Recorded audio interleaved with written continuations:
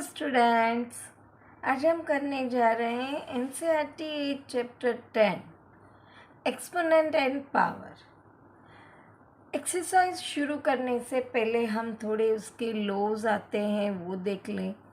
पहले तो हम चैप्टर का मतलब समझते हैं, एक्सपोनेंट एंड पावर किसे कहा जाता है। तो यहाँ पे मैंने लिखा है 2^2। अब पावर को बोलते हैं रेस टू और 3 जो होता है उसको क्यूब बोलते हैं। तो 2^3 या क्यूब। तो उसमें ये जो 2 है उसे बेस कहा जाता है और ये 3 है उसको या तो पावर या फिर एक्सपोनेंट कहा जाता है। इसका मतलब ये है कि ये जो 2 है वो हमें 3 टाइम्स लेना है। कितनी टाइम्स? 3 टाइम्स। अब नेगेटिव एक्सपोनेंट होता है, उसका मतलब क्या होता है? तो भाई उससे हम मल्टीप्लिकेटिव इन्वर्स करके पॉजिटिव बनाते हैं। तो यहाँ पे 10⁻² है या स्क्वायर भी उससे कह सकते हैं। तो उसको हमने रेसिप्रोकल किया। मल्टीप्लिकेटिव इन्वर्स को हम रेसिप्रोकल भी कहते हैं। तो वो नेगेटिव पॉजिटिव बन जाता है। इसका मतलब होता है डिवीज़न में, डिनोमिनेटर में 2 टाइम्स 10 यानी 1/100। अब उसके थोड़े लॉज है, प्रोडक्ट लॉ, क्वोशिएंट लॉ, वो ज़रा देख लेते हैं। अगर बेस उसका सेम है और मल्टीप्लिकेशन की साइन है तो जो भी पावर होता है वो ऐड होता है, और अगर डिवीज़न की साइन है तो वो सब्ट्रैक्ट होता है। पावर के ऊपर पावर है तो वो मल्टीप्लाई होता है। अगर बेस डिफरेंट है पर पावर सेम है तो उसको होल पावर सेम लग जाता है। अगर बेस डिफरेंट है, मल्टीप्लिकेशन की साइन है और पावर सेम है तो इन दोनों को मल्टीप्लाई करके होल पावर लग जाता है।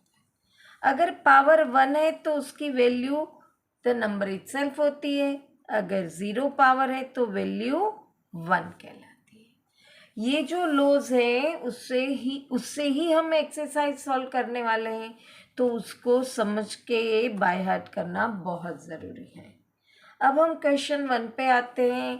क्वेश्चन 1 है इवेल्यूट, जिसमें हमें दिया गया है 3⁻²। अभी मैंने नेगेटिव एक्सपोनेंट की बात की थी कि उसको हम रेसिप्रोकल करके पॉजिटिव बनाते हैं। तो यहाँ पे हम क्या करेंगे, 1/3² पॉजिटिव बना दिया। अब 3⁻² है, इसका मतलब है 2 टाइम 3, तो इसकी वैल्यू हुई 3×3=9। है ना आसान। यहाँ पे भी नेगेटिव पावर है तो वापस हम इसको रेसिप्रोकल करके पॉजिटिव बनाएंगे।